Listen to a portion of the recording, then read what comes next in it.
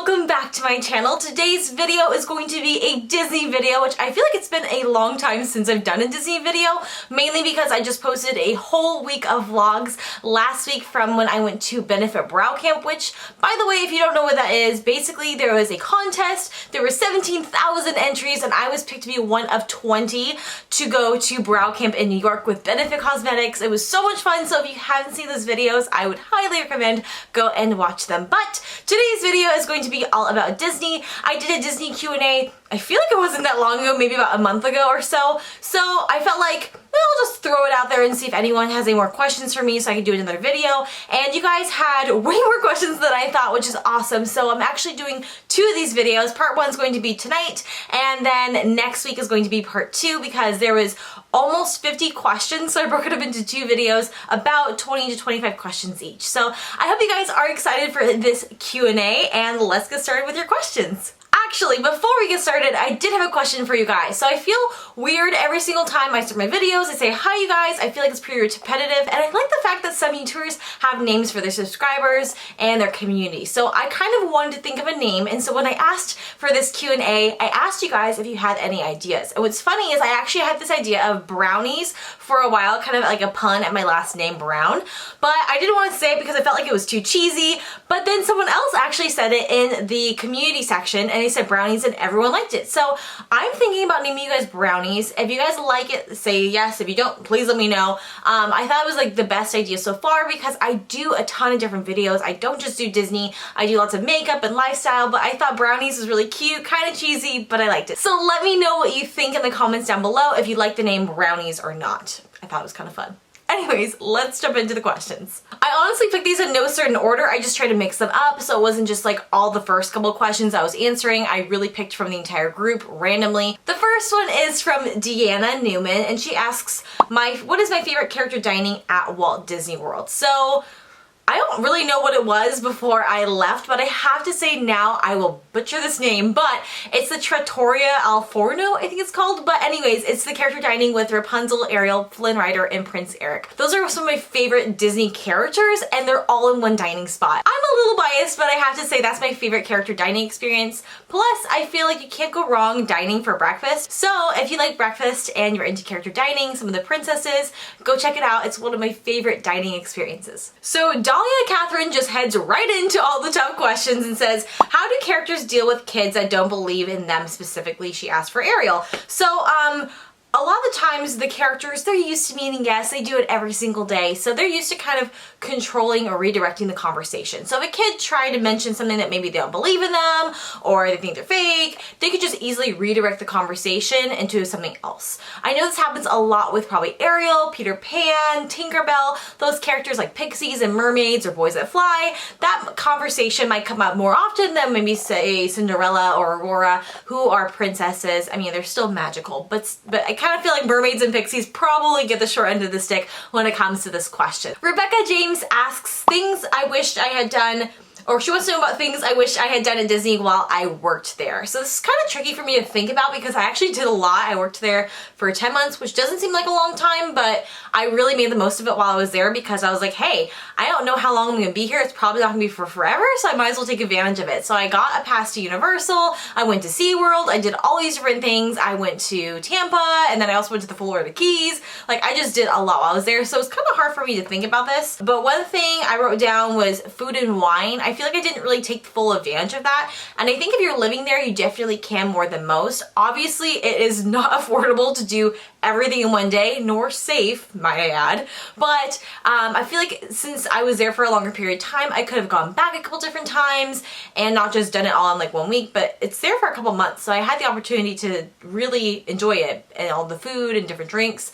But I did. And the two other things I could think of was I kind of regretted not doing all the park or all the rides in one day. Well, all the parks in one day. I never did that either. But doing all the rides in one day for one park. I've done that before at Disneyland. It's pretty exhausting, but kind of fun at the same time too. It's a good challenge, especially if you're used to going to the parks a lot. You're trying to mix it up, make things more fun and entertaining. Doing all the rides or having a challenge can make your day a lot more fun. I kind of wish I had done that. And then one more thing I totally didn't do, and I'm so sad I didn't do, is I didn't go to Blizzard Glacier Beach. I went there once as a kid, absolutely loved it, and then I never went when I was working there. I went to Typhoon Lagoon once, maybe because my pass didn't really cover it, but still, like, you gotta go to the theme parks and the water parks while you're there. So I was kind of bummed I didn't do that, and if I went back in the future, depending on the price, I might go. It's just kind of hard because usually it's not included in some of the other packages that come with a 4-day park hopper or things like that. So that is one thing I definitely regret that I didn't do when I was working there. UVIP asks, what are some of the best tips on getting rides without Fastpasses and how to pick them?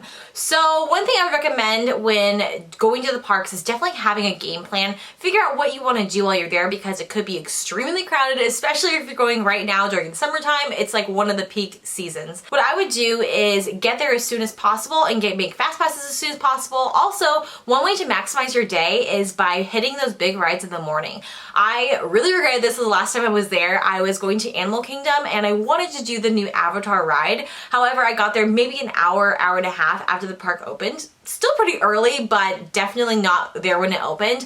And the line was already 2 hours long. I didn't have Fastpasses for it, and so I never got the chance to do it. So if there are things you really, really want to do, you have a short amount of time, maybe you're only there for a week or less, I would recommend getting there as soon as the park opens to fully maximize your time. Sam Ryan asks, how do you handle a busy summer day in the park, specifically for Disneyland, and how do you stay cool? Again, kind of like with the last one, I would say make a plan. It's so important to make a plan, especially when it's busy. That way you have an idea of what you're going to do, because I feel like the biggest problem, I guess, is when you don't have a plan and you and your friend are like, okay, what do you want to do next? And you're just kind of standing there like, I don't know, and you're thinking through ideas. That's valuable time wasted. So you want to make sure you make a plan. And also when you're making a plan, keep in mind staying cool because it does get really, really warm in Disneyland and Walt Disney World, especially with the humidity in the summer. So what I would do is alternate, when you're making the plan, alternate things that are outside, maybe waiting outside for a ride, thinking about like Thunder Mountain, that's a queue that's outside. Maybe after that, go to the Haunted Mansion, you know it's inside, or Pirates of the Caribbean. So I would recommend alternating between activities that are outside with activities that are maybe indoors in air conditioning. So that way you're not spending 5 hours out in the sun without even realizing it, and all of a sudden you're dehydrated. Haley Saylor asks, what are some tips for getting past the application stage for the DCP? So the DCP application, basically it's like a resume. You're applying for a job. I would treat it as such and really take it seriously and not just fill it out like willy-nilly. One thing that's really good to remember, and luckily my roommate had done the DCP, and so she kind of walked me through it. I feel like it's not cheating, it's just really utilizing your resources, but she told me about the 4 keys, which are Disney's 4 values that they teach all their cast members, which is safety, courtesy, show, and efficiency, and they actually go in that order. So what I would do is, because Disney does ask for previous work experience, if you don't have a ton, that's okay. Let me list some schooling that could help and be counted as work experiences, but they do ask for that. And similar to any sort of job experience, I might actually make a video on how to do interviews or how to apply for jobs, how to make a resume. You want to adapt your resume to whatever you're applying for, every single job. It sounds exhausting, but I feel like it's what you really gotta do to stand out. So when you're filling out the application, try to find ways to work in show or safety or efficiency and courtesy into your resume. Just thinking with those 4 keys in mind and thinking about how could I possibly relate this to a job experience, or how could I explain how my job experience gave me experience in one of these 4 keys. So I think keeping that in mind would really help you get onto the phone interview. And another big tip is please just try to do the application as soon as possible if this is something that you really want to do. And this is just kind of what I'm guessing, and from what I've heard from other people, is the sooner you fill the application out, like the day it comes out. I actually did my application the day it came out. Let's just think about it. They have maybe, let's just say 4,000 spots they're allowed to fill. If you apply sooner on, they still have opportunities in some of the jobs that you really want to do, and they have opportunities to be in the program. If you apply later on, maybe some of those other jobs have already been filled up and your opportunities are smaller. So let's just say you want a job like PhotoPass, Character Attendant, Bibbidi Boppidi Boutique. Make sure that you fill out the application as soon as possible so that your chances are higher of getting a job that you would really like. Mikey Lujan asks, what are your top 10 favorite Disney movies? I actually had to write them out because I had to think about that, and I'm only doing cartoon movies because there's a lot more movies I could go into. We could go into Disney Channel and Pixar, so I'm only doing animated Disney, not Pixar, Disney movies. Obviously The Little Mermaid's first. It's been my favorite since I was 2. That's like my first memory was watching The Little Mermaid when I was 2. So that's obviously my favorite. The rest of these, I don't know if they're any certain order. I couldn't really put them in order, but I have Tangled, Beauty and the Beast, Aladdin, Moana, Wreck-It Ralph, Princess and the Frog, Hercules, Tarzan, and Enchanted, which I know is not really animated, but there's animated parts, and Enchanted's just the best. I feel like it doesn't get as much credit as it should. Those are my top 10 favorite Disney movies. Please let me know what your guys' favorites are. Are they similar to my list? If there's other favorites that I did mention, list them down in the comments below. Elise Benson asks, do you have any plans to go to a Disney park anytime soon? Unfortunately, not right now because I do live in Seattle, Washington. I don't live in Florida anymore, so I can't go as frequently as I would like. And Disneyland's still a little bit far away from me right now, but I'm hoping to. I really, really want to, and I definitely want to go to Disneyland. I would like to try to at least before Pixar Fest is over.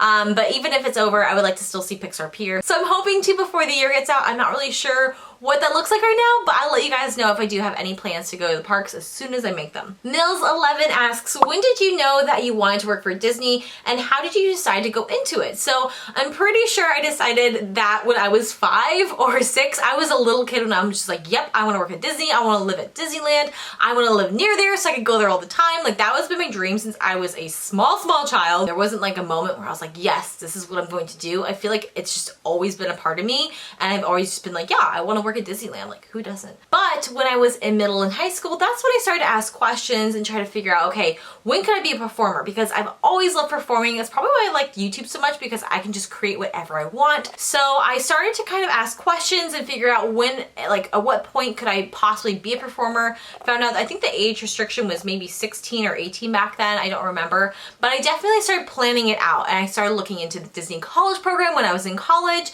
So I looked into this pretty early on, and I knew it was something I wanted to do. I just didn't know when I was going to do it. Luckily for you guys, you have YouTube, and I know a lot of you guys aren't old enough yet to audition, but you still watch videos and you ask lots of questions, which I think is so great because that's exactly what I was doing when I was your age too. So I would highly recommend just keep pursuing it, keep investigating it, watch lots of videos from different people to figure out if this is something for you. I would just say pursue it, and a great entry point is the DCP. Aisling Gleason asks, what is your favorite type of meet and greet to do when performing? Honestly, when I was working there, I hope this makes sense, but I liked whatever I was doing the most frequently. So if I had 5 days of shifts where I was in the restaurants, I like doing that because I got comfortable with it. I got in the routine of doing it because things work a little bit differently than they do at meet and greet locations. But then when I was at the meet and greet locations, I got used to doing that. So it kind of just depended. Even when I was an attendant, I feel like I liked wherever I was at the most because I was comfortable with it. So I didn't really have a favorite. It was kind of wherever I was most at the moment. Meadow Pierce asks, any advice for getting into an entertainment role such as a character attendant? I'm not totally sure how you would be a character attendant outside the DCP for Disney World. I know for Disneyland they have hosts, it's the same thing essentially,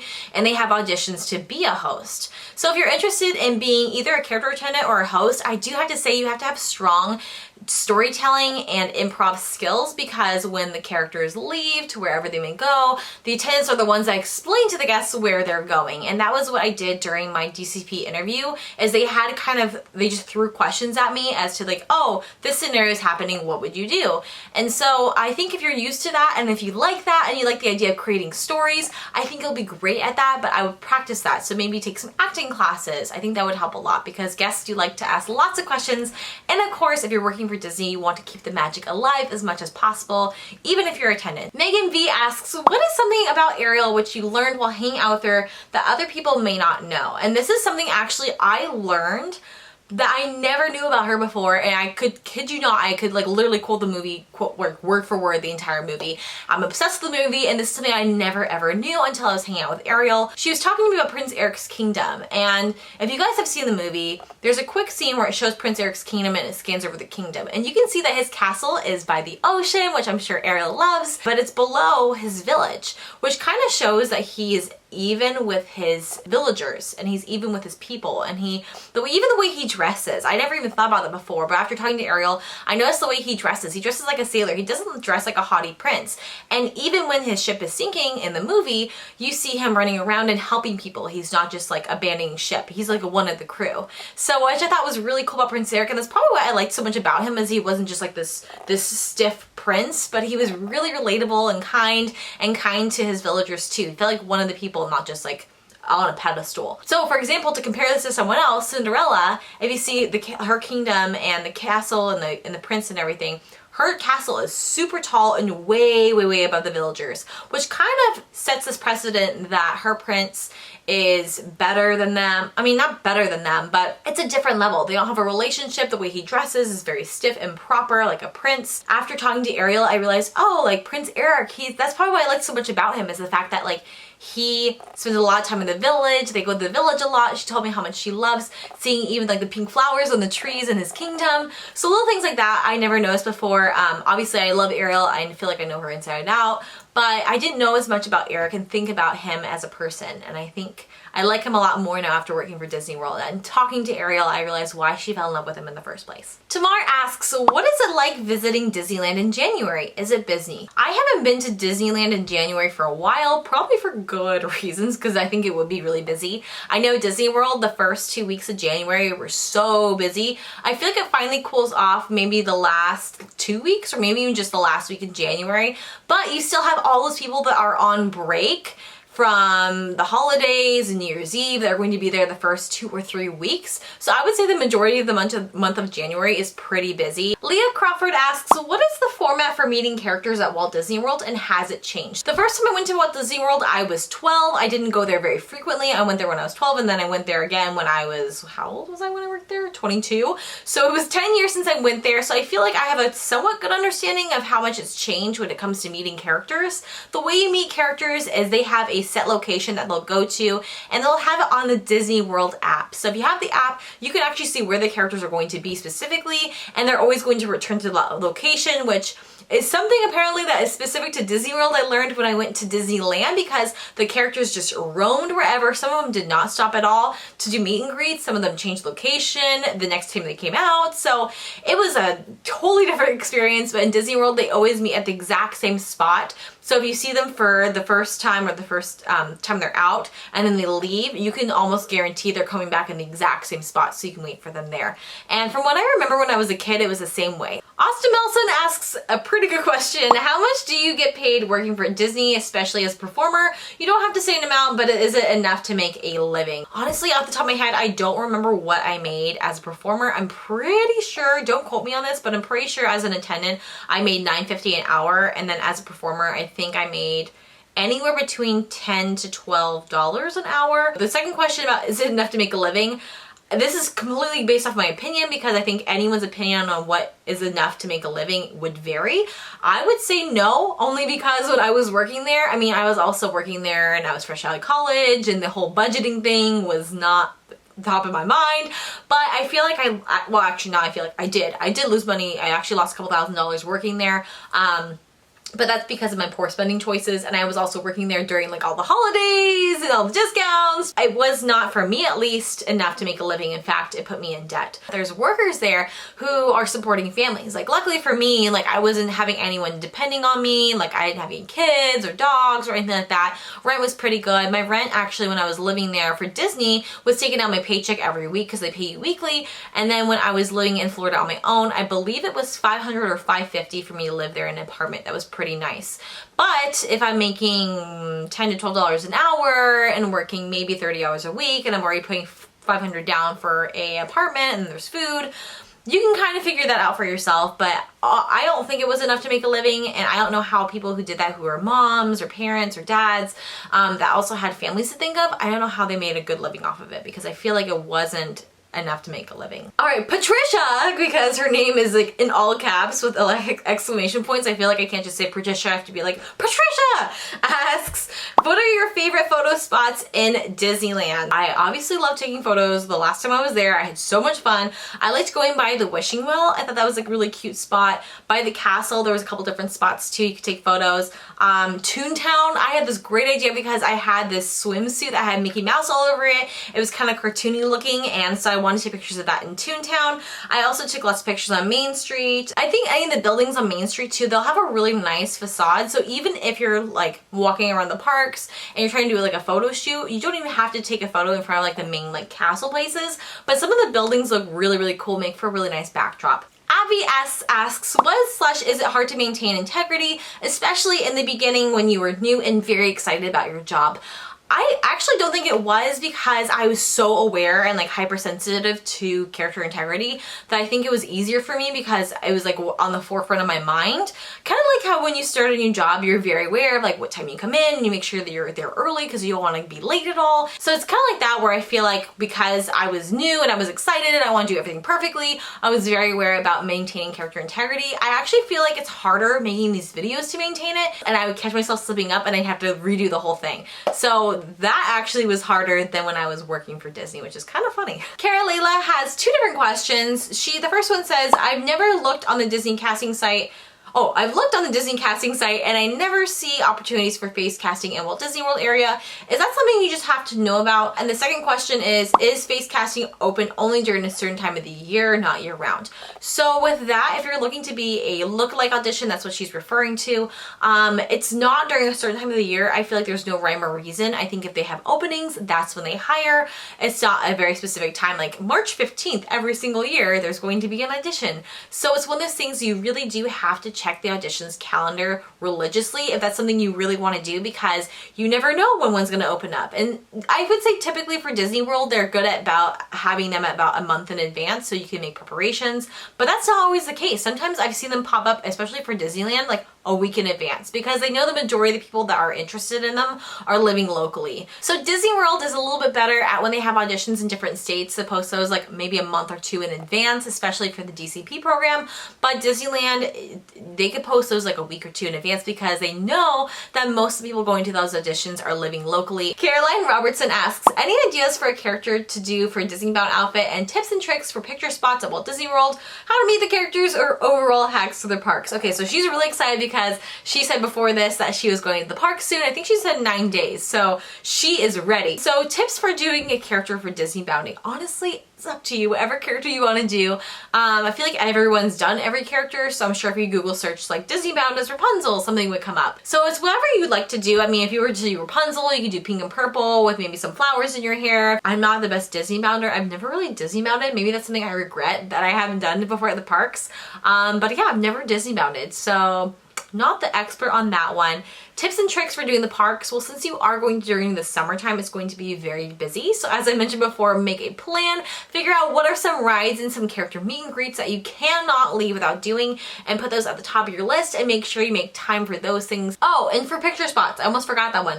I would say like the wall picture spots, like obviously there's the Wall of Magic Kingdom over by Space Mountain or Tomorrowland that everyone's obsessed with, the purple wall. Then there's the Moss Wall in Pandora. I feel like there's like walls in every theme park, but I feel like those are pretty popular. And of course the Tangled Tower, it's a restroom area, but it's super, super cute. You have Rapunzel's Tower.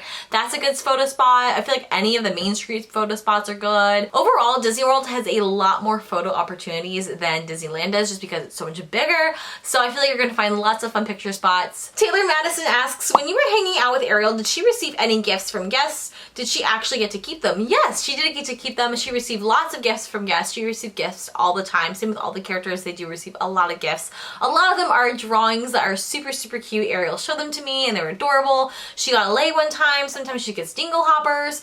So she gets lots of different gifts and she does get to keep them. Sometimes she is in a sharing mood and she has lots of things in her collection, and she was able to kindly share some of those things with me, and I still have them. So maybe sometime I can show you guys my collection that Ariel gave me when I was spending time with her, or some of the other characters or things I collected when I was working there as an attendant and as a performer. It was so much fun. But yes, the characters do often keep the treasures that you give to them, as long as they're not having any monetary amount. Obviously you don't give them like a $100 gift card or anything like that, but if it's like a cute drawing that a kid did or anything like that, like those are really special. So yes, you should totally give them gifts. They do get to keep them, and sometimes they share them with their friends. Not always, but sometimes. Rachel D asks, I'm going to summarize a little bit to maintain character integrity. If you are a face performer and get a suntan/sunburn, do you have to wait until you burn face to be in that role again? If so, would you temporarily be relocated to a different role, let's just say with a fur character? So the answer is yes, and I had this happen to a couple different friends because Florida is pretty warm and the heat rays are pretty strong. So if that happened to them, they either had to call it sick or they had to be relocated, do something else. Let's just say they did have to go be friends or be in a role where their skin wasn't showing. So yes, if you are in a role where your skin is showing, showing, you cannot get a sunburn. Let's just say it would look really awkward if Elsa was sunburned because she's pretty pale and she also has ice powers, and I'm pretty sure Elsa would never get a sunburn. Lois Rogers asks, when you were still studying, did you know that when you finished you were going to do the program, or did you decide after you graduated? So you do actually have to apply while you are still in college to do the DCP, or you can do it up to 6 months after you graduate. So if this is something you want to do, you should really apply while you're still in college. The reason why I got to do it after I graduated is because I applied my very last semester of senior year. Thankfully I got in. I found out before I graduated that I was going there. I had a couple months to prepare, and then I went there in the fall. You guys, we have 2 left. We were almost there.